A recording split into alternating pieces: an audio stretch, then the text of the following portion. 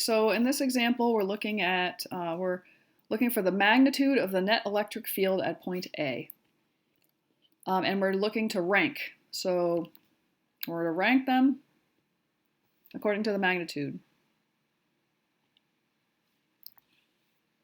So I'm guessing we're going to write biggest first, and then smaller. Okay, so let's look at A. I'm just going to draw over here. Well, let's just draw it right on the picture. So whenever I draw the electric field, I go to the point of interest, so my point is A, and I draw the field from each of these charges at A. So I put my tail at A, and then if I had a ruler, that would be nice on here, but it should point along the direction between P and A, and it's going to point away because this is a proton, so it has an electric field that points away from it.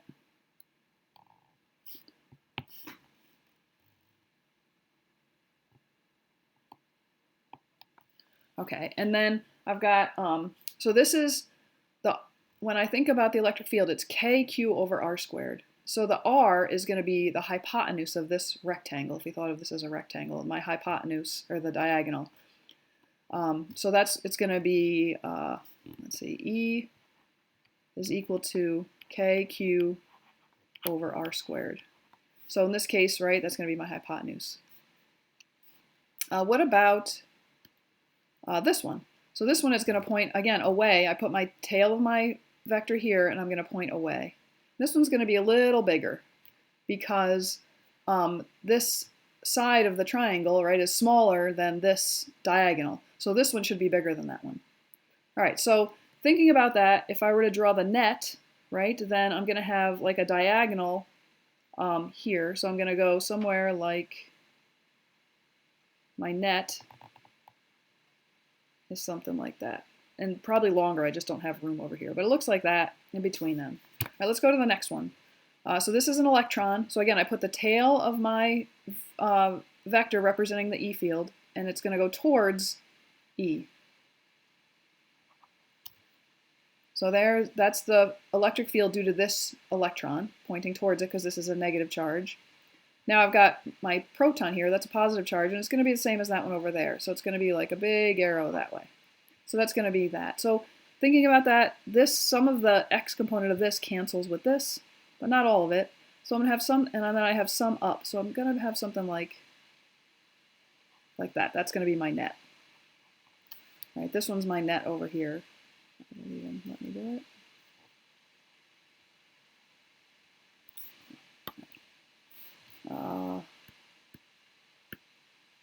Let's do this one. So this one I've got, again, I'm going to put that tip of my arrow on A. I'm going to point that way. And now I've got an electron here. So I'm going to have something that looks like this. It's going to be a little bigger, right? So my net's going to be like that. So it's kind of the same as this one, right? And if I think about magnitudes, I've got a proton here, same distance here to here, right? So this arrow is going to be the same as this arrow. And then this arrow pointing up towards this electron. And so this length of this arrow is going to be the same as the length of this arrow. So actually, these two net vectors are the same magnitude. And that's what we're looking for, magnitude. We're not looking for direction. So A and C are the same. And A and C are bigger than what's on B, because this B is smaller, right? These two, the x components add, the y components add, it's going to be a longer vector. Here, some of my x from this cancels with this, so it's going to be a shorter in the x direction. So A and C are the same. So I have, let's see, A and C are the same, and then B is next. So our answer is going to be A. Okay, if we go on to 6. Okay, all right, so if we have a charged particle, given our mass and our charge, as soon as I see that, a mass and a charge in a problem like that, I immediately think of first semester problems because they're telling me about a mass. So I'm assuming I'm going to have to think about forces, and I'm going to need to use mass. So I'm guessing I'm going to have to think about F equals ma. Right, and then it's saying this charged particle is released from rest in a region where the electric field is uniform. So there's an electric field and it's uniform, and so I'm thinking that I'm going to have to use the equation F is equal to QE, right? A charge in a uniform electric field. And then it's asking me, after 2 seconds have elapsed, the particle has a velocity of. Okay, so velocity, I'm solving for velocity. So what I can do is say, okay, I've got, so if I think about, I always draw, whenever I think of a uniform electric field, I always think of a capacitor. A capacitor has two charged plates, one's positive and one's negative, and there's always a constant electric field between them. And the electric field is constant in this region, and it points from the positive to the negative. So my E arrow everywhere here is the same, right? And it points from positive to negative. So that's my E field, and it's a constant. And then it's saying I'm going to release it from rest in a region where the field is uniform. So I'm just going to put it here. This is my charge, and I'm going to let it go. And then when it goes, it's going to have some velocity. So that means it must be speeding up, right? It stopped, and then it's going to head towards something. It's a negative charge, so that means it's going to move towards the positive plate. So I know it's going to have a velocity like that. So negative charge is attracted to the positive plate. So that's why I always like to think about my electric field like this, like a capacitor. I know the E field points from positive to negative, and so then whenever I add a charge, I think about, well, what direction would this negative charge go? Towards a negative plate or the positive plate? Okay, so if I set the F's equal, so F, call this 1 and call this 2. So F1 is equal to F2. Then I'm going to have MA is equal to QE, right? And so if I want to solve for A is equal to QE over M. Great, so I can solve for the acceleration, and that's going to be, let's see, 2 times 10 to the negative 12 coulombs times E is 300 newtons per coulomb over the mass is 2 times 10 to the negative 10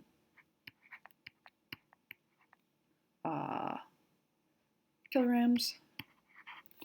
Okay, so just looking at these, I've got 2 over 2, and then 10 to the negative 12 over 10 to the negative 10. So I can write that as, the 2's cancel, and then 1 times 10 to the negative 12 over 1 times 10 to the negative 10 is just 1 over 100, right? Because that's just 10 to the negative 2. So I would have, what's left over here is 10 to the negative 2 on the bottom, so it's that's the same as 1 over 100. And you can just do this in your calculator too if you're not sure. But 300 over 100 is just equal to 3. So I'm going to have 3, and then when I cancel these out, right, I know a Newton is a kilogram meter per second squared. So my kilograms are going to cancel, and I'm just left with 3 meters per second squared. Terrific. So that's my A. So now it's saying here, after 2 seconds have elapsed, find the velocity. So V is equal to acceleration times time, because it's from rest, right? It's released from rest. So I don't need the plus V naught because that's a 0. So V is going to equal 3 meters per second times 2 seconds, which is equal to 6 meters per second. Now notice I did not worry about the negative charge here. And that's because anytime I deal with forces or fields, electric forces or electric fields, I think about it like this. I think about, I have a negative charge, what direction is it going to go? And then the velocity here is pointing to the left.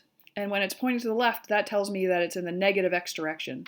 So when I did my calculation, I just did the magnitude, and I got this 3 meters per second. I just calculated the velocity here. I used the negative. Instead of in the equation, I used it to figure out the direction here. I think that makes a lot more sense. So it's going to be in the negative x or the negative I direction. So I'm guessing you know that the x direction is the same as I hat, the y direction is the same as j hat, and the z direction is the same as k hat, just in case they didn't tell you that. So here I'm going to pick the answer C. Okay, next. Consider a non-conducting rod with uniform distributed positive charge along the y-axis, positive y-axis, and uniformly distributed negative charge. Okay, so positive, negative. What's the direction of the net force acting on the positive point charge shown here? Okay, so I'm just going to pick a point. And I'm going to think about one point on this rod on the positive side, and then the same distance away, I'm going to think about a point. So instead of thinking about this as a whole rod, I'm just going to be like, let's see if I can just like pick a point here. Like let's say I pick even the top one because I know I'll be consistent. I'm going to pick that spot and this spot. Because I have a feeling these two, there's something about this rod, this force on this charge from the rod something's going to cancel. So if I pick this point here, right, that's going to point away because this is positive. I'm going to point away. Okay, and then this one's the same distance away, but now this is going to point towards it because this is a negative charge, so it's going to attract this charge. Right? And because these charges are equidistant away, same distance away, these vectors are the same length. So my x components cancel, so this part of the x part of the vector here and the x part of this vector here, they cancel each other. So I'm just left with twice that length. So I've got this part from this vector and this from this vector, and I add them together, and that's my net. And that's just for that point. But you could see the same thing would happen for any point along here, right? Any point along here is going to have another point along here that's going to point towards it. And the x components will cancel, and the y components will add. So always I'll have a net downward force on this charge. So I'm going to have a charge or a force in the negative x direction. So my answer is going to be D.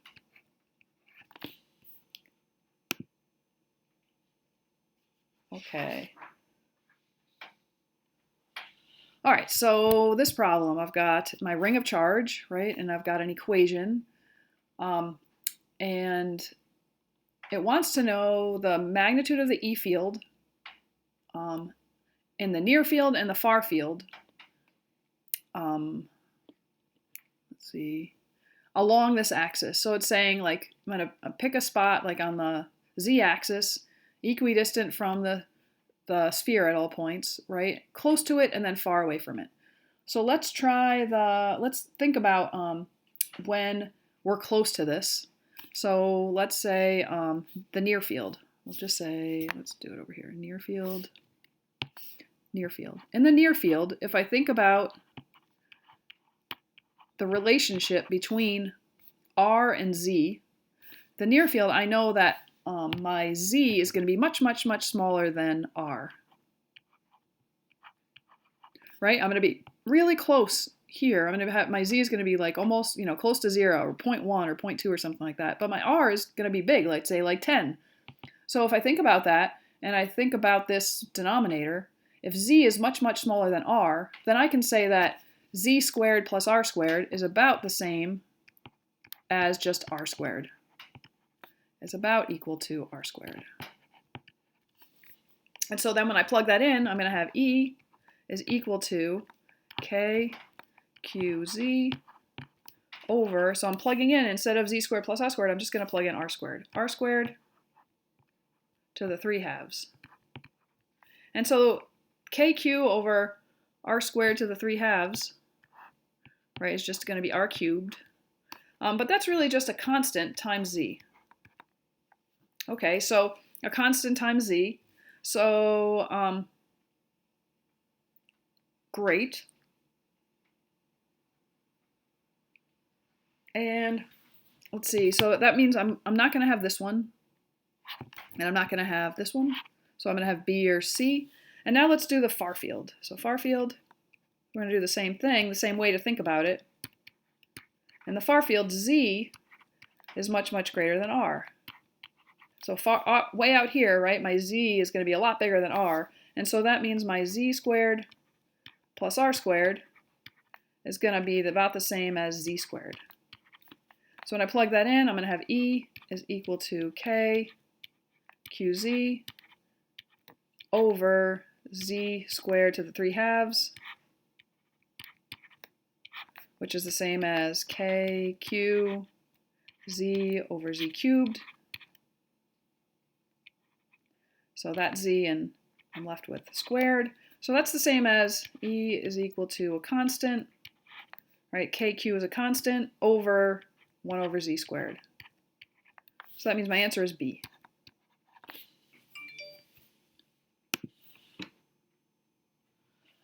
Okay, next is 9. All right, so here I've got a uniform conducting sphere of diameter 1 meter. So I'll draw my sphere. Got a diameter 1 meter. Oh, that's not good. Let's just make it D. All right, it has a surface charge density. All right, so it has a sigma. Sigma is equal to surface charge density, and so surface charge density is Q over the area, and so in this case the area is going to be 4 pi r squared. Okay, and so it's saying what is the net charge on the sphere? All right, so it tells us sigma, right? We can figure out r because we know the diameter, and so we can just solve for Q.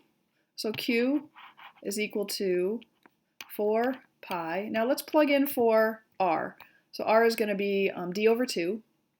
So d over 2 squared, 4 pi r squared times sigma. So I'm going to have Q is equal to 4 d squared over 4, so my 4's cancel, times sigma. So if I plug in, I'm going to have pi, which is pi. I can plug that into my calculator, and d is 1 meter, and sigma is 6.4 microcoulombs per meter squared. And I'm guessing, so 6.4 times 3 is going to give me something like 18, 19, around 19. So what's around 19? A is around 19, so I'm going to say it's A. So I don't even need my calculator. This is about 3. 3 times 6.4, 18, 19.2, so that's close enough to 20.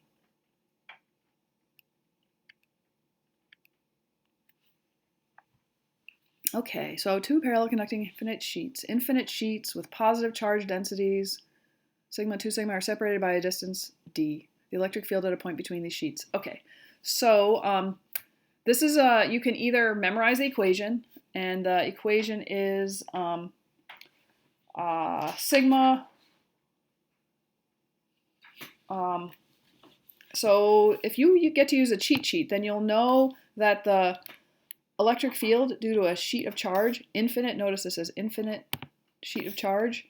So the equation is sigma over 2 epsilon naught. If you don't, I mean, you can memorize that, but you can also solve it from Gauss's law. Remember, we can take a sheet of charge. If you go back to that, back to the video that I made for a sheet of charge, you'll find that, E, and then we did 2A, because remember there's a little cylinder here around this. We didn't have to worry about the round part, we just had to worry about the ends. So we had E dA is equal to Q enclosed over epsilon naught. And remember, so we have 2 of these, this end and this end mattered, so we had 2A, and then Q enclosed was sigma A, right? It's my so Q, so since, let's see, sigma is equal to Q over the area areas are the same, right? This Q enclosed is sigma over QA, so then Q is equal to sigma A over epsilon naught. So then, oh, we forgot my E. So the A's cancel, right? And I get E is equal to sigma over 2 epsilon naught. That's where this equation comes from. So either way, you can derive it, or you can memorize it, or have it on your cheat sheet. Okay, so that tells me that that this is my equation. So I know, like, call this 1, plate 1, and this plate 2. If I think about this, my charge, remember, points away here. So for this one, I'm going to have an E field like this. And on this one, I'm going to have an E field like this, because this one's going to point away too. And this one's going to be bigger, right? Because I'm going to have 2 sigma, because this is 2 sigma. So I'm going to have a bigger field due to this plate than this plate. So that tells me automatically I'm going to have an E field pointing in the negative x direction. So I can cancel this one and this one. And And so now I'm going to add them together inside. So I'm going to say E is equal to E1 plus E2. Oops, jeez. E is equal to E1 plus E2. So I'm going to have sigma 1 over 2 epsilon naught, and then minus sigma 2 over 2 epsilon naught. And if I plug in, that's just sigma, because that's that positive sigma over 2 epsilon naught. And this should be plus, actually, because I'm adding. But so when I plug in sigma 2, so I know my E field's pointing this way. So let's keep this as a negative, right? I know 1 is pointing to the right, so that's why this is positive, and this one's pointing to the left, so that's why it's negative. So minus 2 sigma over 2 epsilon naught. And the answer then is, this is E equals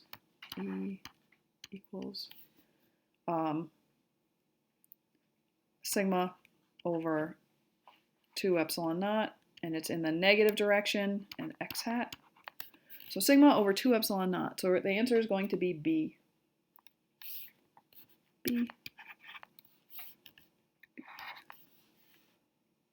All right, great. So we're done with that. I'll stop this here.